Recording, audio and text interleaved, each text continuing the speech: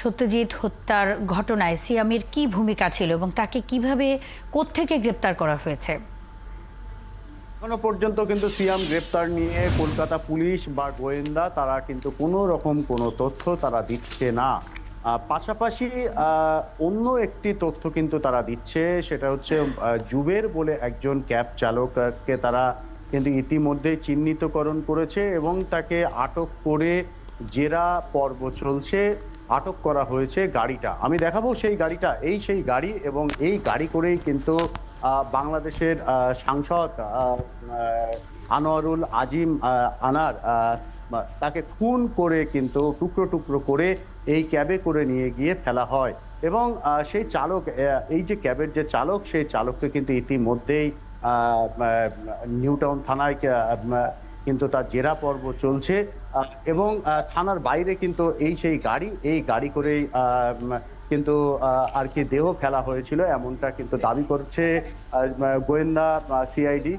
তো স্বাভাবিকভাবেই এই যে গাড়ি উদ্ধার, এই গাড়ি করেই যে আর কি দেহ ফেলা হয়েছিল সে বিষয়টি কিন্তু তারা নিশ্চিত হয়েছেন, এমনটা গোয়েন্দা পুলিশের তরফ থেকে দাবি করা হচ্ছে। এমন কারা কারা ছিল, কোথায় কোথায় ফেলা হয়েছে দেহ, কোথায় নিয়ে যাওয়া হয়েছে, সবটাই কিন্তু জানার চেষ্টা করছে এই জুবের এই ক্যাবের যে চালক, সেই চালককে আর কি জেরা করে। তো সব মিলিয়ে কিন্তু একদিকে যেমন সিয়ামের গ্রেপ্তার, অন্যদিকে এই ক্যাবের যে আর কি চালক জুবের, যে মূলত আর কি নিয়ে যাওয়া হয়েছিল দেহগুলো ট্রলি করে, যখন আর কি যারা খুন করেছিল তারা কোথায় ফেলেছে সেই সমস্ত জায়গা চিহ্নিতকরণও কিন্তু চলছে সেই পর্বটি, এবং এখনো পর্যন্ত দেহের কিন্তু কোনো সন্ধান পুলিশ বা গোয়েন্দা কেউই পায়নি। স্বাভাবিকভাবেই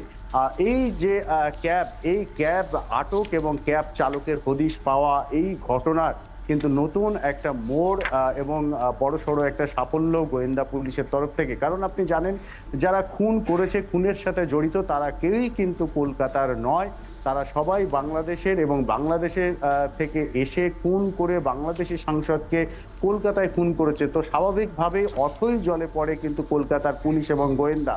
কার্যত তাদের যে ব্যর্থতা, সেই একদিকে যেমন ব্যর্থতা, এত বড় একটা ঘটনা ঘটে গেল অথচ তারা কিছুই জানতে পারলো না, তারা দেশ ছেড়ে পালিয়ে গেল। সব মিলিয়ে কিন্তু আপনি আছেন, আপনি আমাদের সব সময় আপডেট দিচ্ছেন, নিশ্চয়ই আরও জানবো আপনার মাধ্যমে, আমাদের সঙ্গেই থাকবেন। দর্শক, সাংসদ আনোয়ারুল আজিম হত্যার সন্দেহভাজন সিয়ামের গ্রেপ্তার নিয়ে কথা বলতে কলকাতা থেকে সত্যজিৎ চক্রবর্তী এতক্ষণ আমাদের সঙ্গে যুক্ত ছিলেন।